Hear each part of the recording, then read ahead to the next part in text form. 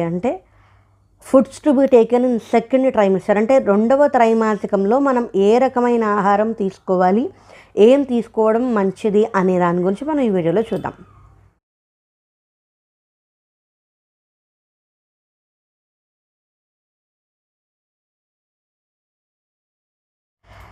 రెండవ త్రైమాసికం second trimester అంటే ఏంటంటే 13 వీక్స్ నుంచి 27 వీక్స్ ఆఫ్ ప్రెగ్నెన్సీని మనం సెకండ్ ట్రైమిస్టర్ అంటాము.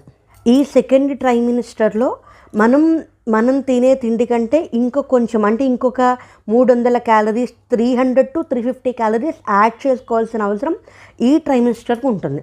ఇప్పుడు నాది 1000 క్యాలరీ డైట్ కన్ఫర్మ్ అయిన తర్వాత నేను 1200 క్యాలరీస్ తీసుకోవడం మొదలెట్టా రోజుకి.